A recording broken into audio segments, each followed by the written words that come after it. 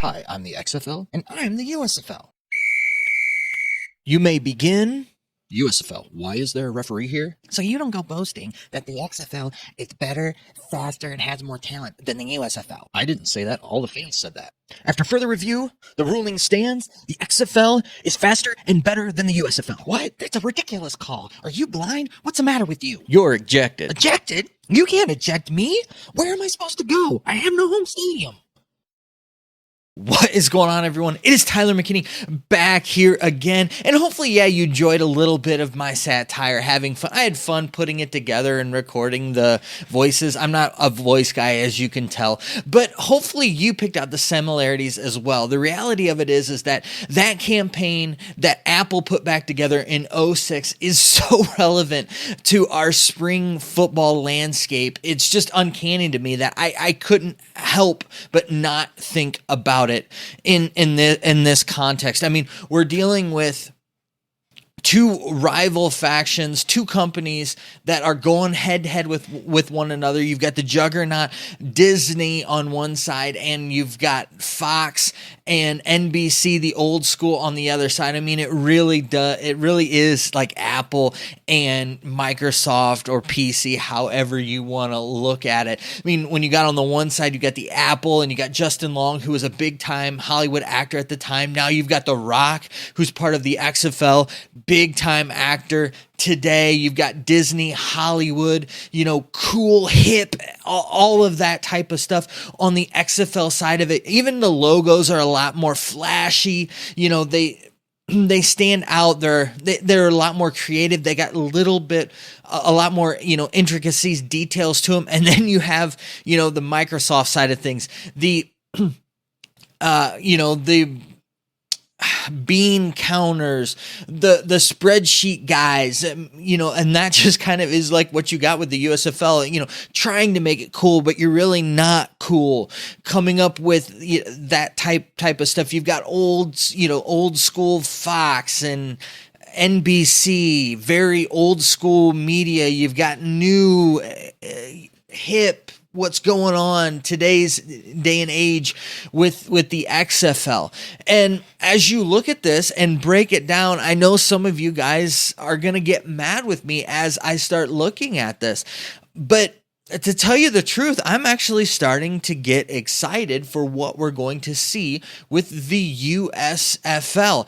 And it has nothing to do with me not liking the XFL. I do think that the XFL is a little bit more flashy, and it does did kind of attract I would say those guys that were out there that would fit in this spring football realm. It does attract them a little bit more, but the reality is that when you break things down, there's not much different when you look at it on paper than each other. They both have a 35-minute clock. One has a 10-minute half. The other has a 12-minute half. They both have the clock stoppage within the 2 minutes. Now, I will say that the USFL sticks a little bit more to the traditional NFL style things, but they both have 3-point extra points. I do like the USFL one better. 1 point, just let them kick the field goal for the 1 point. I don't like the 1 point conversion and the in the XFL.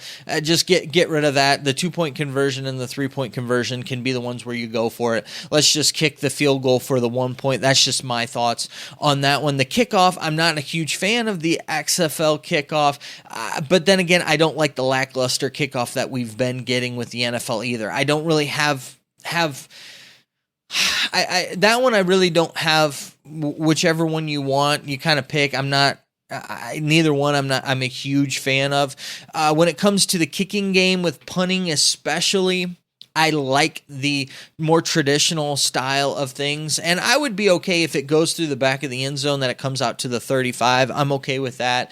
But if you kick it out of bounds, it needs to be where the ball goes out of bounds. I love the strategy that you get with that, and I understand what the XFL is trying to do. They're trying to keep the pace, keep it moving, but you take out an element of the game of really the defensive pinning back and your defense taking advantage of putting the offense at such a disadvantage. I really, really like that aspect, and I'm an offensive guy. So when you look at that type of stuff, when you break this all down, though, their rules are like 95% almost identical. I mean, even you've got the there's like 4th and 12 from your own like 20, 25, something like that. And the other one's from like the 4th and 15 from your 35 or something. I mean, it's almost completely identical when you look at them.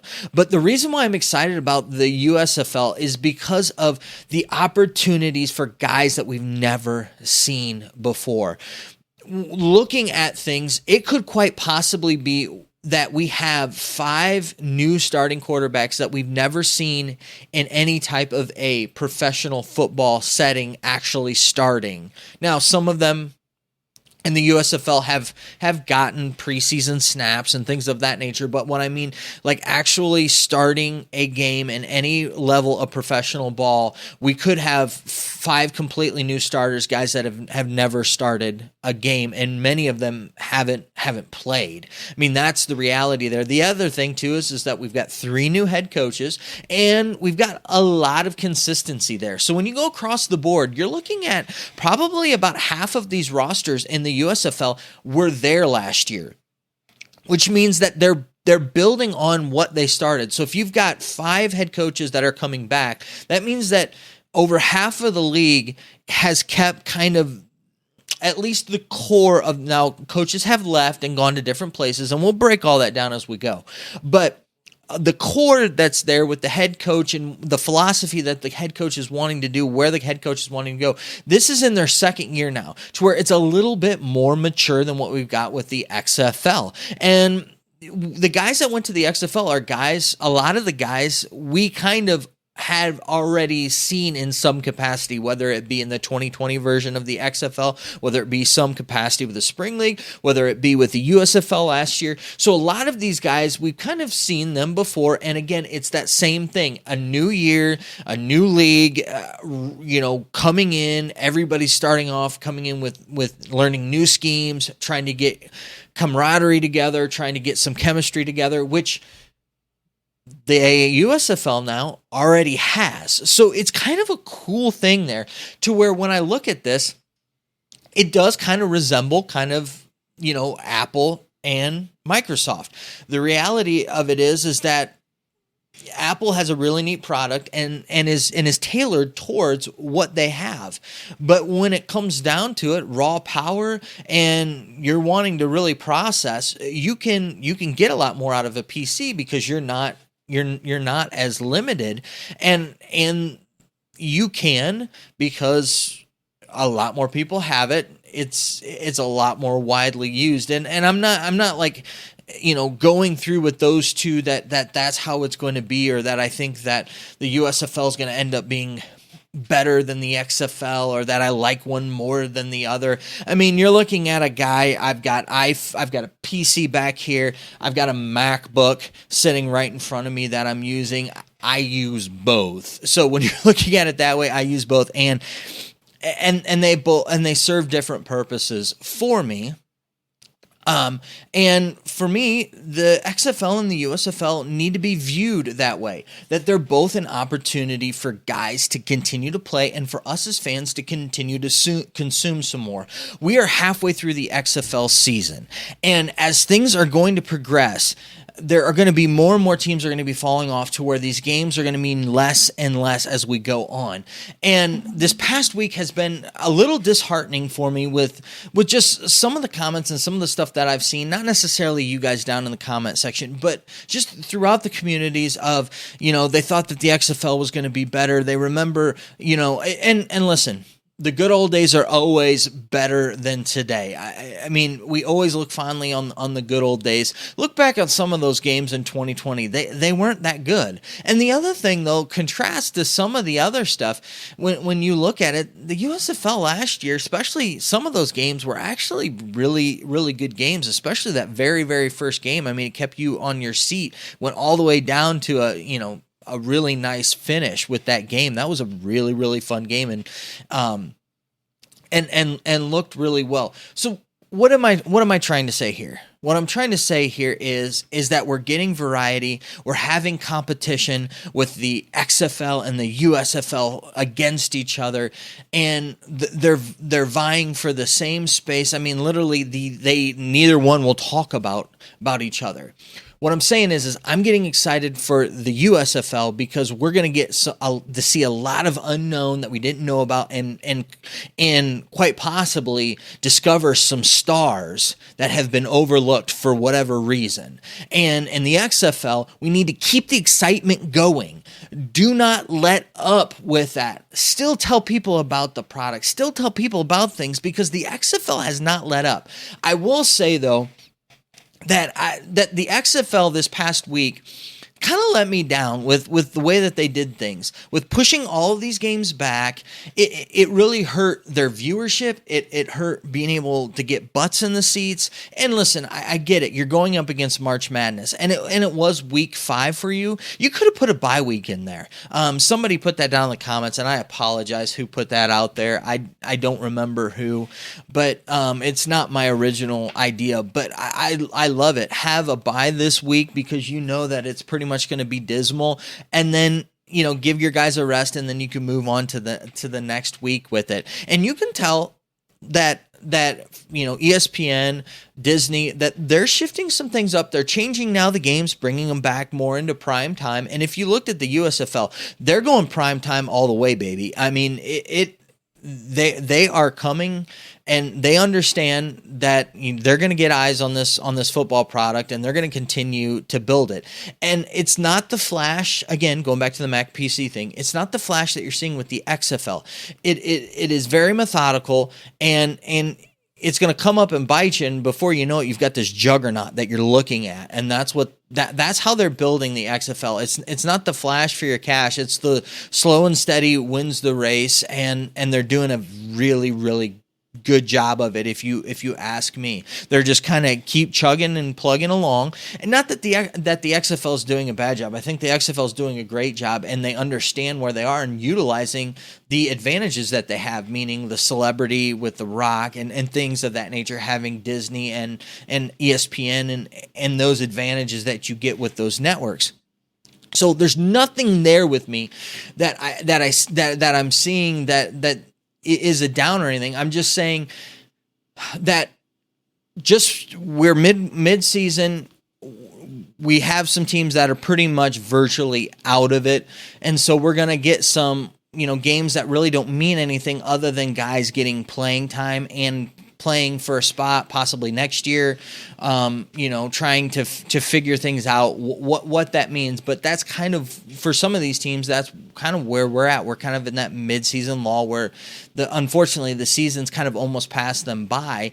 And we just got through with the hardest thing that they're going to have to go up against, which is the NCAA tournament. I mean, literally, guys will have surgeries that past week just so they know they can sit on the couch the whole weekend and watch basketball. I mean, people are that devoted to it and that crazy when you get down to it. So all I'm saying is that don't count the XFL out. Keep championing the XFL. Keep having your positive hats on.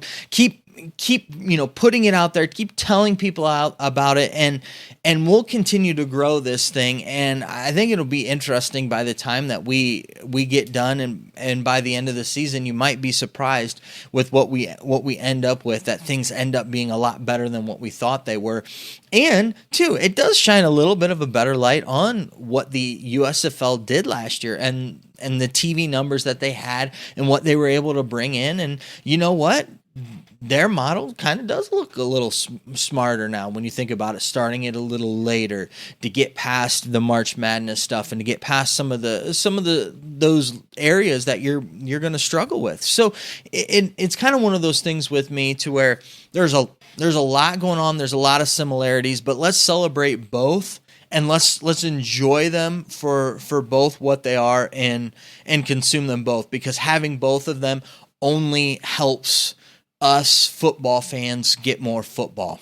And so that's kind of my monologue on that today. Let's go ahead, and I'm not going to spend a whole lot of time on kind of my mid-season awards and things of that nature, but I do want to at least go ahead and kind of give you where I feel some of these guys fit and what my thoughts are on that. So going through and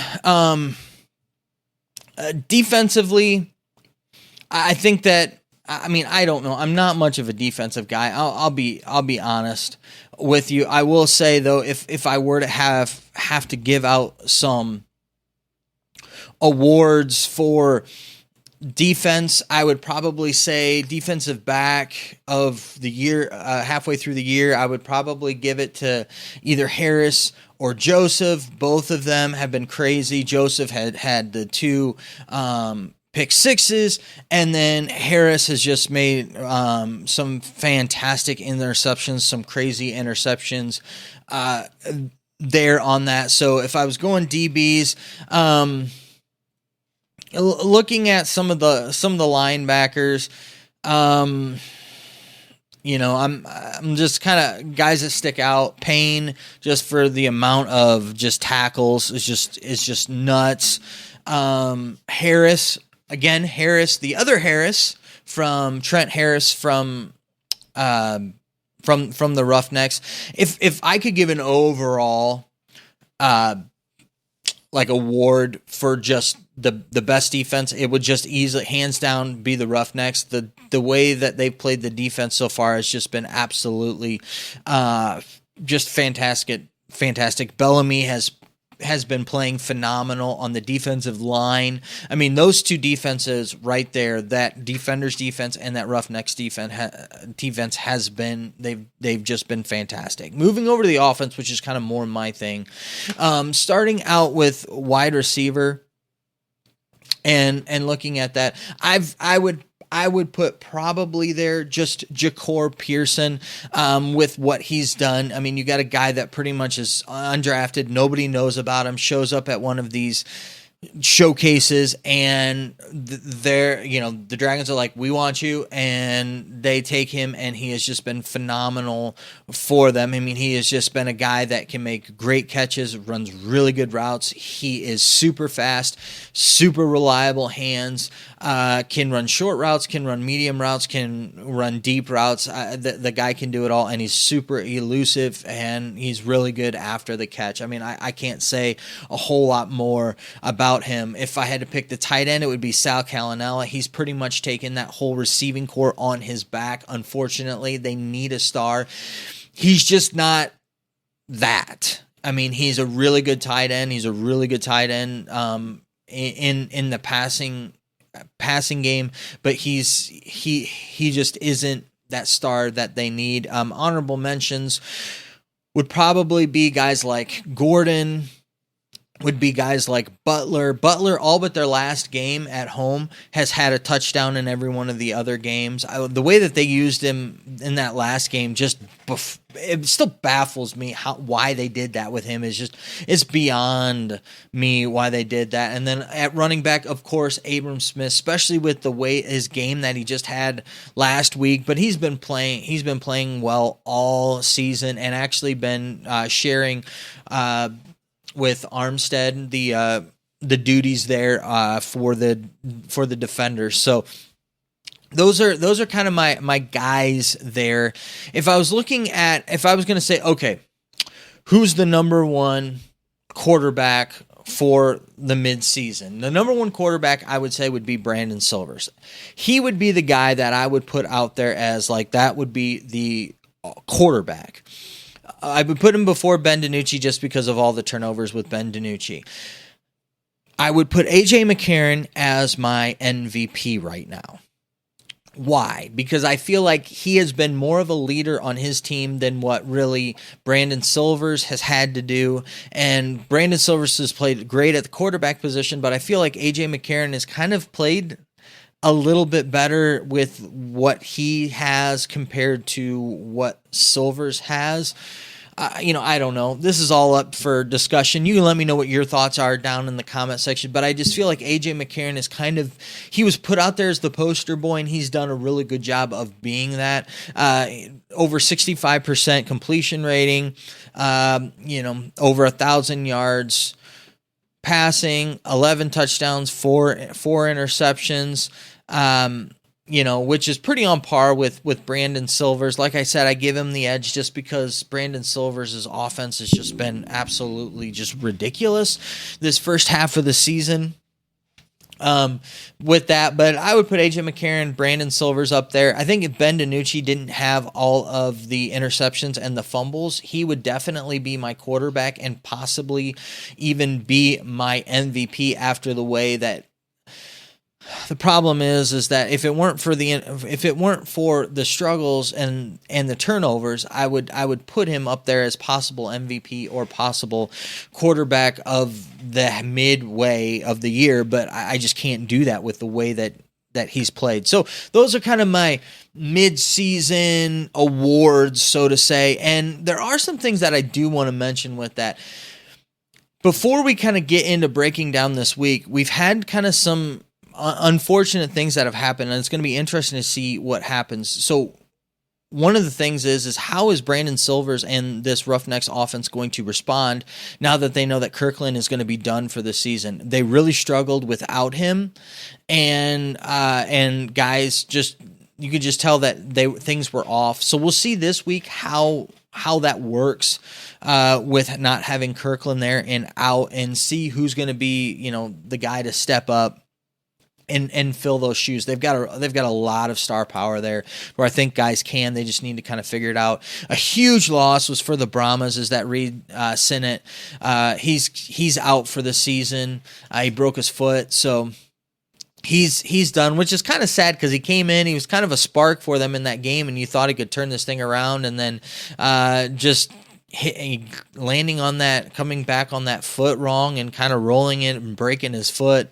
It's just sad. And that's the thing too. This type of stuff happens to these guys and then they get pushed behind and never get a shot again.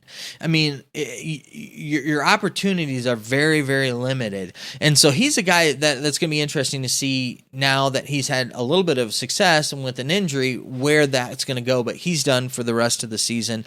And the cool thing is that the Renegades are not giving things up yet and saying that it's okay on offense. They brought in Victor Bolden Jr., which you should remember him from last year's USFL. He was on that championship team and actually ended up being the MVP of the championship game. So we'll see how well he does with that Renegades offense. I think he could be that star that they need. I mean, they literally are one guy away on that offense from really breaking things up, opening that offense up, and becoming a potent offense. Because if they can make that offense lethal with the way that defense takes the ball away, I mean, they could take the South, especially with Kirkland being out, because Kirkland has done so much for that team. I mean, Kirkland would be one of those guys that at a wide receiver position and all that he did for his team, had he not have gotten hurt, would seriously be up there in the running for MVP for me, with throwing the touchdown pass,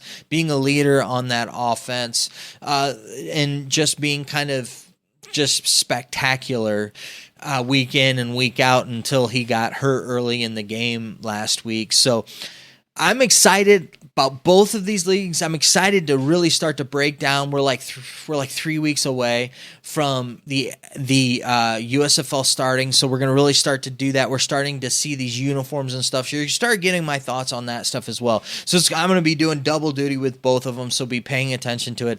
I appreciate you guys who have stayed on this long to watch this long format video and go through the process with me with working through all this stuff. I do really appreciate it, and I'm going to try to continue to give you guys kind of some more fun content, do some more fun things. Let me know down in the comment section if you like those shorts videos, if you like me doing these little parody commercial thingies. I'll try to keep it interesting if you guys do enjoy that. So as always, I know that you're busy and I know that I'm busy, so let's get on out of here. You have a good night. Bye.